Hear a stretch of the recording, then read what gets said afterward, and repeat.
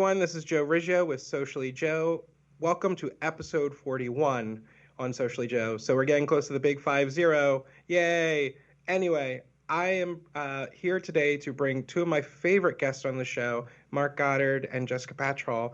I met them through networking, through one of my networking groups, and we have built such good relationships with them. So they're going to give us a little insight to the healthcare system and help us understand a little bit of that information. But before we get into that, I'm going to introduce both Mark and Jessica. So Mark and Jessica, if you just want to take a brief moment to each take a turn and just give us a bio on yourself, we greatly appreciate it. Sure. Thank you very much, Joe, for having us. We appreciate it. Hey, my name is Mark Goddard, and I'm with soafee.com, and I am the Director of Provider Development. My job is to find and attract some of the providers that are in our network. And basically in 2019, Jessica and I were approached by the soafee team to help them support their mission to empower Americans nationwide to take control of their health care by using price care transparency to shop for healthcare services. And Jessica and I have been working together on soafee for about a year now. Sophie, Jessica, why don't you introduce yourself? Hi, thank you for having us. I'm Jessica Patraw. I'm the Director of Benefits and Client Relations. I handle everything from quoting to talking to businesses about benefits and what's offered to them, and as well as consumers, and helping out with various things on the website as well. I've lived in the area for about 15 years now, and I've been medical all my life, so I started nursing. I've even been a deputy coroner. I've done billing, and I know a lot about the healthcare system. I've been in healthcare for over 20 years. Awesome. Well, thank you for the brief introduction and bio on yourselves. So let's get into the question, shall we?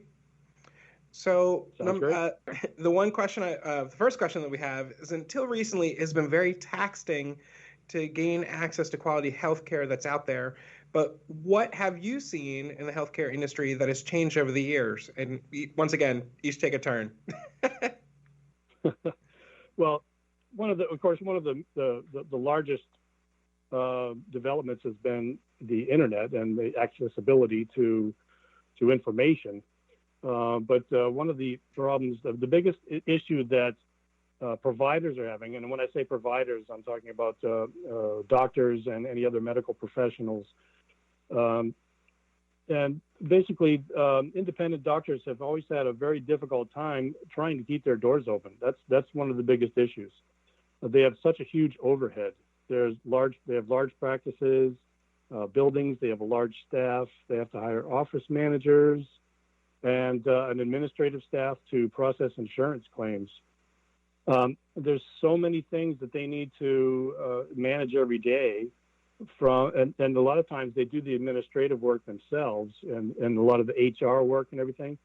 So they're having a very difficult time in doing what they signed up for in the first place. They're not able to practice medicine. They're only able to see their patients for a few minutes, not really get to know them. And they have to, in order to meet their budget, they really need to spread themselves very thin by seeing as many patients as possible in a day.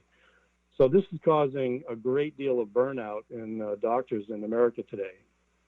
But when the stress gets to be too much in running their own practice, large hospital organizations are giving them an option.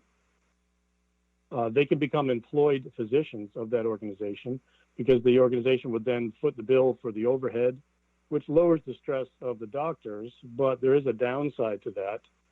The downside is that the doctors have to follow the organization's rules and pricing structures. So the organization is the one, like the hospitals or the large physician groups, they're the ones who set the price, not the doctor. So the doctor doesn't always know what's being charged, and the prices are usually a lot higher than in an independent practice. So because of all of these issues that the doctors have, there's a yearning to return to a very sensible type of medicine. And one of the ways that doctors are coming back to that is a direct primary care model. Okay, so Jessica, what have you seen any changes? Yes, I've seen many changes throughout the years, from when I was a biller in the late 80s and 90s to what it is now.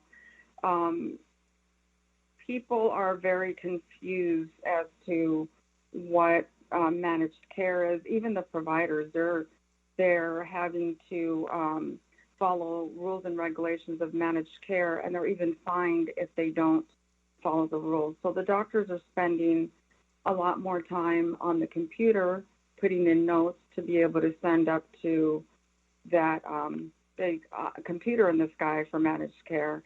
And like Mark said, they're not able to spend a lot of time with their patients. I, for example, 5 years ago worked as an administrator in a doctor's office, and the doctors were spending 2 to 3 hours after seeing patients just to finish their notes.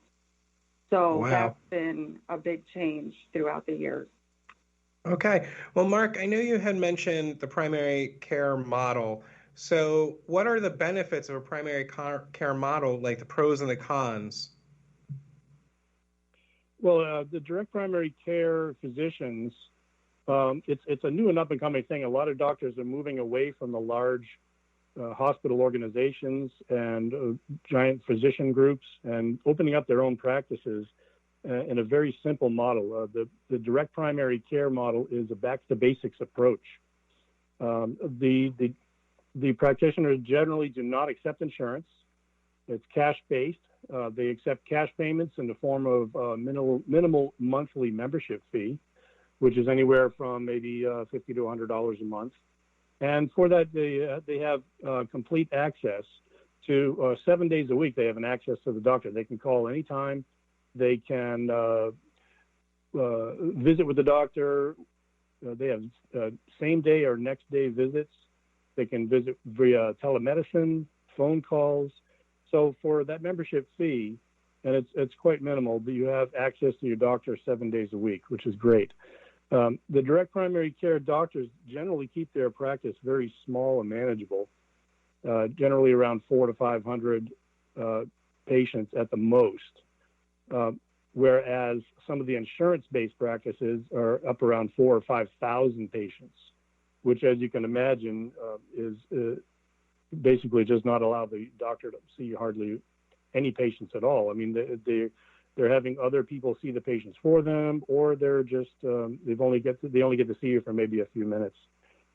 So the direct primary care practitioners, they keep a small staff. A lot of them just have their own office just by themselves, but there's no administrative work to do as far as processing insurance claims.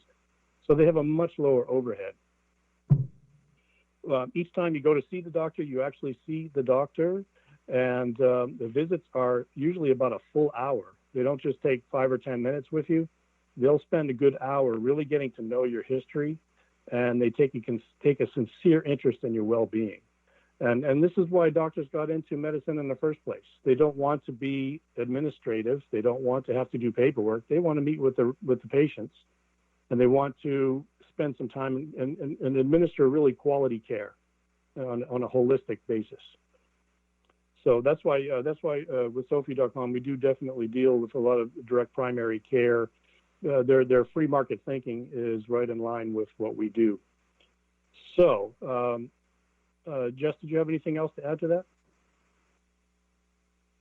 Just basically what you said. In reality, the DPCs can go back to offering quality medical care.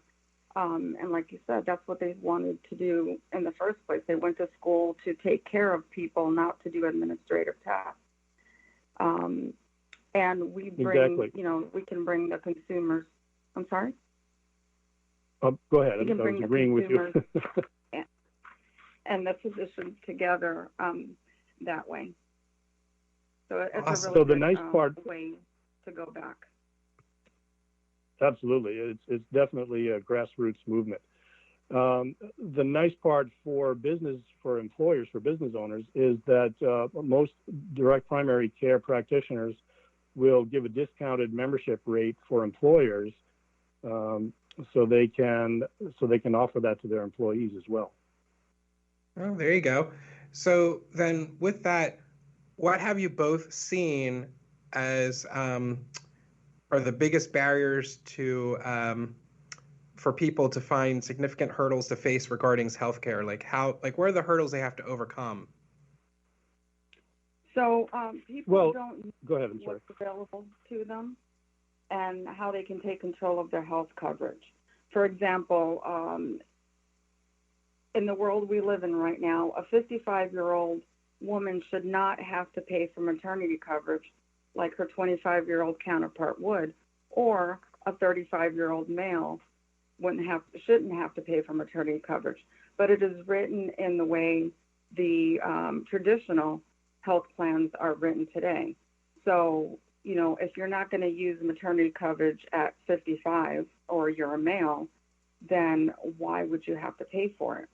They don't know what their options are, and there are other options out there.